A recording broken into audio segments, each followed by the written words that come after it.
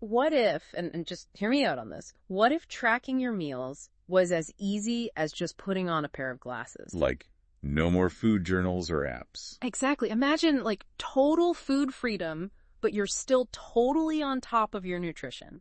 That's what today's deep dive is all about. We're diving into some cutting-edge research from, let me get this right, the 2024 ACM International Symposium on Wearable Computers. Catchy, right?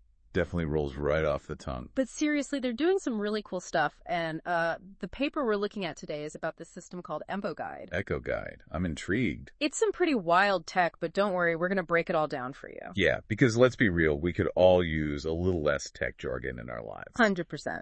But before we get too deep into EchoGuide, let's talk about why this whole thing even matters. Like, why go to all this trouble to track what we eat? Right, because at the end of the day, it's all about, well, the food, right? Yeah. Exactly. Tracking what we eat can be a game changer for our health, but let's be honest, the ways we do it now are, well, a little clunky, to put it mildly. Yeah, who actually enjoys meticulously logging every single bite into an app. It's like a part-time job.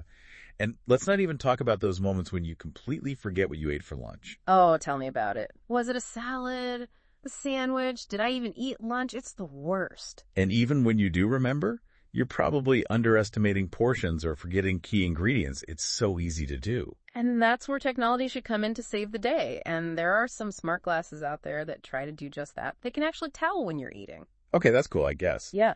But do they actually tell you what you're eating? Because that seems like the important part. That's the million-dollar question. And unfortunately, most of them don't. They miss the what, which, let's be real, is a pretty big oversight. It's like they skipped a step or something. Right. Plus, and this is another biggie, having cameras record constantly. Talk about draining your battery life.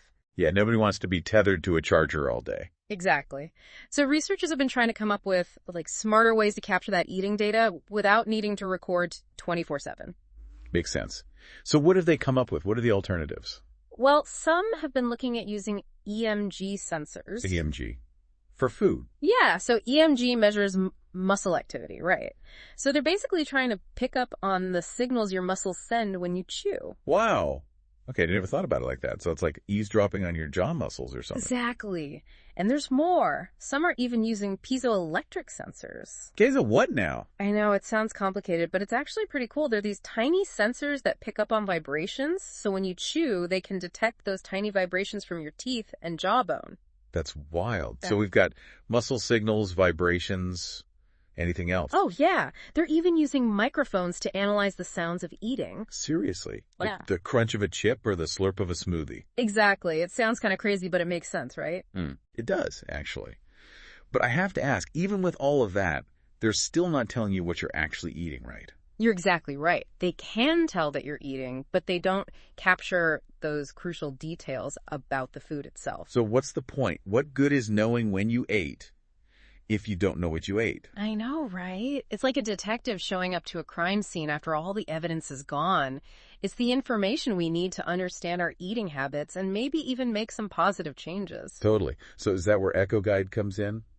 Does it finally crack the code? That's where EchoGuide steps in. It's like food tracking 2.0. It goes way beyond just telling you when you ate to actually figuring out what you're eating. Okay, now you're talking. Finally, some answers. And get this, it uses a really clever combination of sound and artificial intelligence. Sound and AI. Now, that's a combo I haven't heard before. This is where things get really interesting, right? This is where it gets really, really cool. Yeah. So you're wearing these glasses, right? Okay, I'm picturing myself in some sleek, futuristic frames. Exactly. But hidden inside these glasses, there are these tiny speakers and microphones, like seriously tiny. Hidden tech. I'm all about it. So what do? Well, they work together to send out sound waves and listen for the echoes that bounce back. Wait, so like sonar, but for your food? Exactly. That is brilliant. I know, right? It's using sound to see what you're eating, even when the camera isn't recording. Okay, that's seriously cool. But how does it know what those echoes even mean? Well, that's where the AI comes in. All of that acoustic data, it's being analyzed in real time by these super sophisticated AI models that have been trained to recognize the subtle sounds of eating. Hold on, the sounds of eating? What, like the clinking of a fork or something? Yeah, like bringing a fork to your mouth, chewing, taking a sip of a drink, even just picking up a piece of food. All of those motions make distinct sound patterns that the AI can pick up on. That is wild. They can tell what you're doing just by the sound. Pretty much. It's like having a sixth sense for food. So I'm going to ask the tough questions here. Doesn't having all of that going on constantly, absolutely kill the battery life? That's a great question, and it's something the researchers definitely thought about. And this is where EchoGuide gets really, really smart.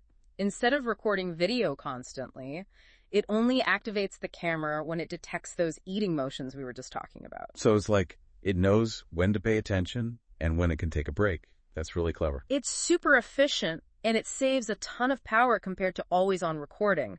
They call this targeted recording. Targeted recording. I like it. It's like having a super focused camera operator who only hits record at the exact moment something interesting happens. Precisely. So now you've got these short little video clips of, key eating moments. Okay, great.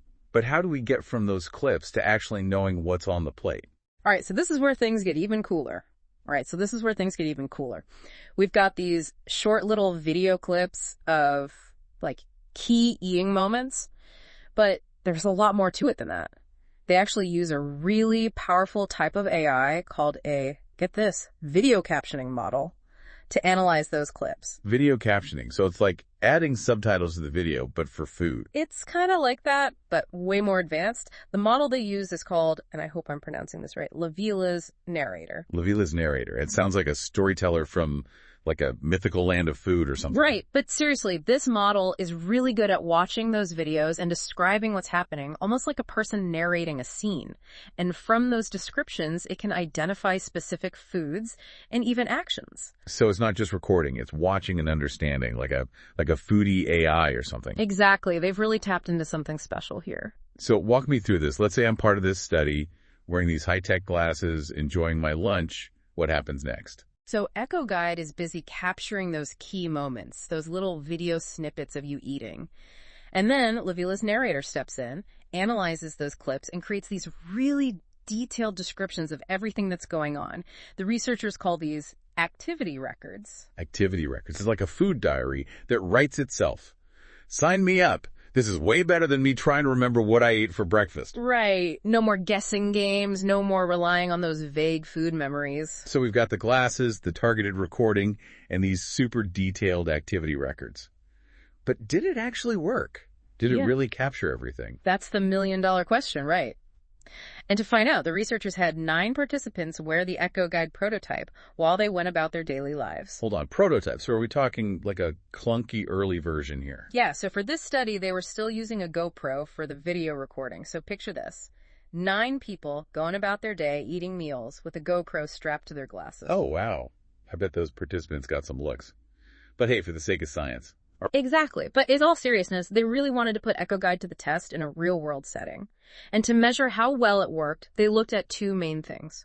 First, they wanted to see how much data EchoGuide actually saved compared to recording video constantly. Right, because battery life is still a thing. So how did it stack up? Well, get this.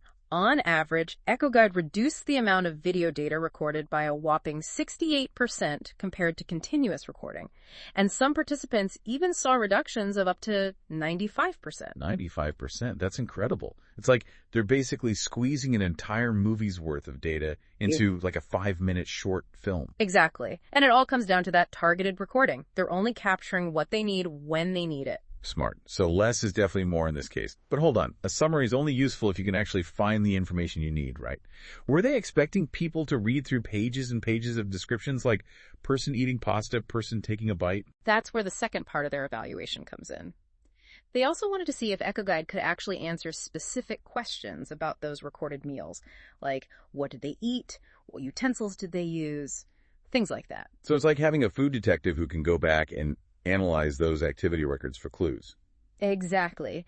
And to do this, they used some pretty advanced AI techniques. I won't go into all the technical details, but they essentially created a way to search those activity records and pull out the precise pieces of information needed to answer those targeted questions. Okay, that's cool. So they have these super detailed summaries, and they have a way to actually make sense of them. But did it work? Was it actually accurate? That's the big question. And the short answer is yes, it actually worked really well. Really? It could accurately answer questions about what people were eating just from analyzing those little video snippets. It did. They were able to identify specific foods, utensils, you name it. That's amazing. It really lived up to its promise. That's amazing. It really lived up to its promise. But like with all cool new tech, I'm sure there are still some things they need to figure out before this becomes like an everyday thing, right? Oh, absolutely. Especially when you're talking about something people are going to wear. Comfort and style, those are biggies. And I gotta say, that whole GoPro strapped to your face thing, not exactly the most fashionable look. Yeah, not exactly what I picture when I think wearable tech. Right. And, the participants in the study actually mentioned that the prototype wasn't exactly comfortable to wear either. Yeah, I can imagine. So not quite ready for its close-up, but hopefully they'll get the comfort and style figured out soon. Oh, definitely. And it's just a matter of time before we see more sleek, integrated designs. Like, imagine EchoGuide built into a stylish pair of sunglasses, maybe even something like those Meta Ray-Bans, but with even better battery life. Okay, now you're talking. Fashionable A&D functional, count me in. But what about the software side of things? Are there any hurdles there? Yeah, for sure. One of the big ones is processing speed. Like, for EchoGuide to be really seamless, they've got to get those video snippets analyzed in real time. Right now, there's still a bit of a lag, but as AI chips get more powerful and, internet speeds improve, I think that lag's going to become less and less noticeable. So it's all about smaller, faster, smarter, right? Sounds like the story of tech. Pretty much. But here's what I think is super interesting. As this technology gets better and better, it starts to raise some pretty big questions about how we view food, our health, and even technology itself. Like, imagine a world where tracking everything you eat is just something everyone does. It's definitely something to think about. I mean, on the one hand, easier tracking could lead to healthier choices. Maybe it could even help prevent chronic diseases, which would be huge. Right. But on the other hand, it could start to feel kind of intrusive. Like, is Big Brother watching every bite I take? Exactly. And will we become too reliant on technology to make decisions for us, even about something as basic as eating? Yeah, will we lose touch with our own internal cues, those natural feelings of hunger and fullness? These are questions we're all going to have to grapple with as this tech becomes more commonplace. It's true. Every advancement brings new questions and challenges. Well, a huge thank you to the researchers behind EchoGuide for giving us a glimpse into the future. It seems like we're on the verge of a real revolution in wearable tech and how it can help us live healthier, more informed lives. It's exciting to see where it all goes, right? Who knows what they'll come up with next? I can't wait to find out. That's it for today's deep dive into the world of EchoGuide and the future of food tracking. Thanks for joining us, and we'll catch you next time.